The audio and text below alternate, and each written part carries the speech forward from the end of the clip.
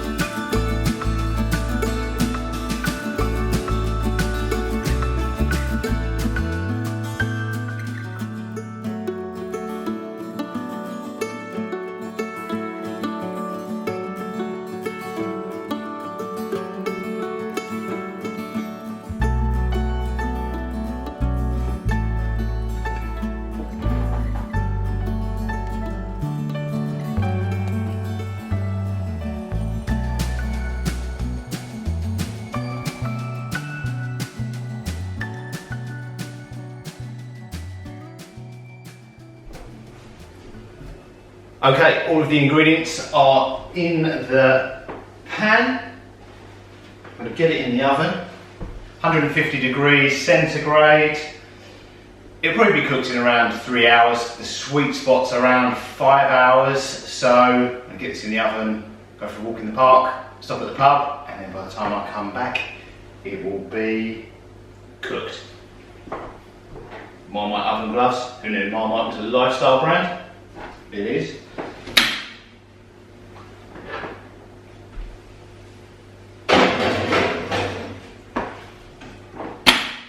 Right, that's it. Let's go to the park and the pub.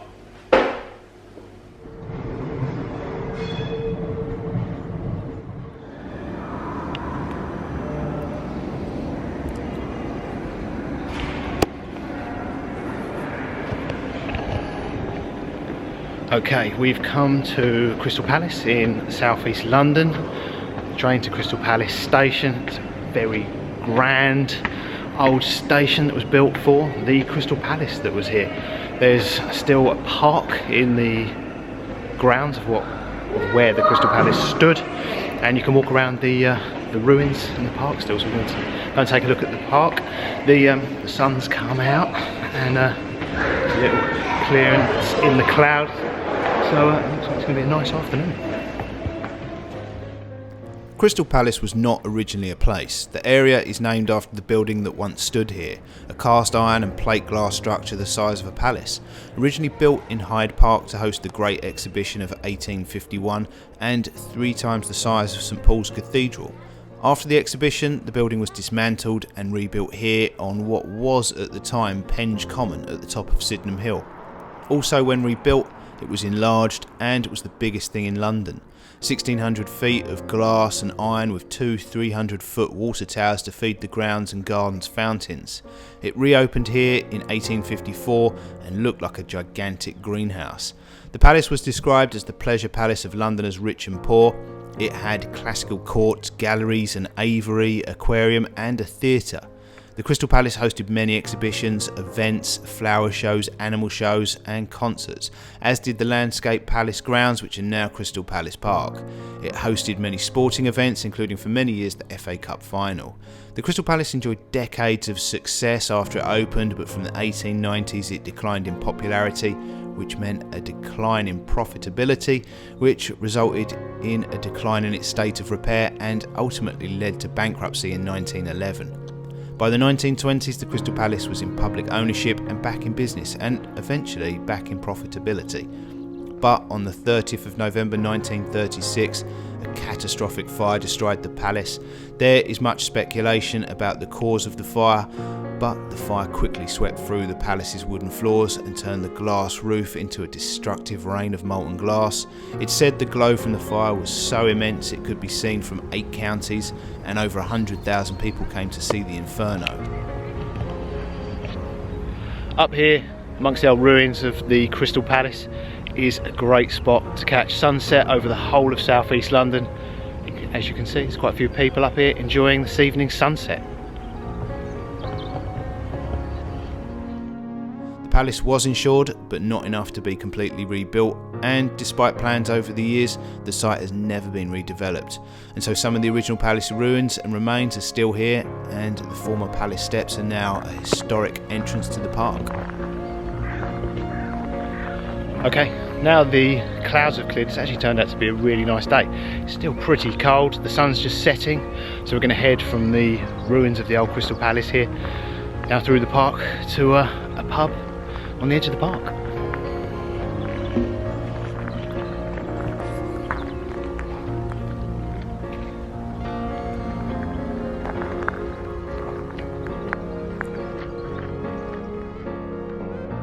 Crystal Palace Park is home to some famous statues of dinosaurs and other animals built for what was the Crystal Palace grounds in the 1850s. They were the first attempts to create full-scale 3-dimensional models of prehistoric animals, and they impressed visitors of the day. They are based on what experts believed these animals to look like based on evidence available in the 1850s.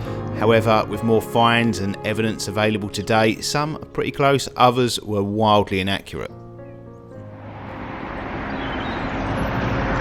Okay, we've just come out of one of the entrances at the other end of Crystal Palace Park here, and just by this entrance, below this bridge here, is an amazing little pub, the Bridge House. We're going to pop in there, and it's right next to another train station, West Penge. So when we've had a drink at the pub, we can get the train back home.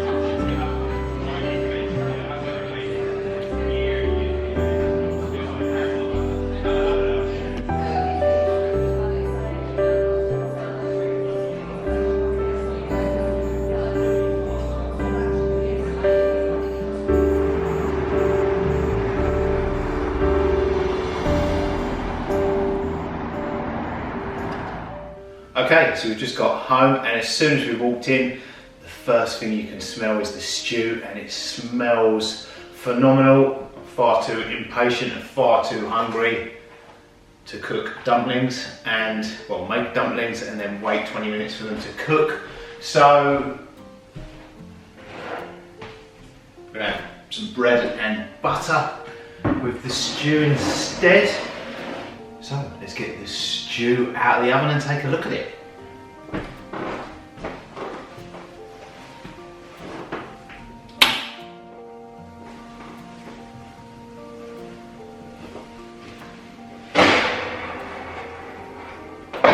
I left the lid a little ajar, and so hopefully it will reduce down a little bit too. It's had about 5 hours now.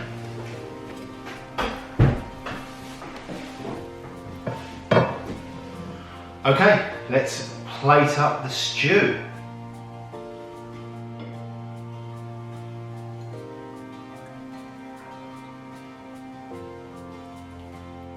Okay, so let's try the stew.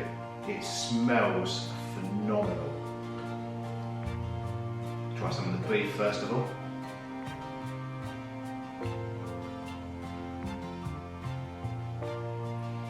That's amazing. Melt in your mouth.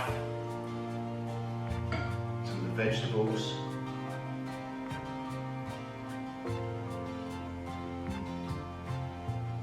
All the flavours have melded together. We've got the Guinness, the bone marrow's melted away, which made it creamy. A lot of the fat from the beef has reduced down as well. Try some of the parsnip. That's delicious. Okay, I'm going to demolish this. Have some of the bread and butter with it as well to soak up some of the stew juices. So I hope you enjoyed. Let's have a look at a Sunday stew.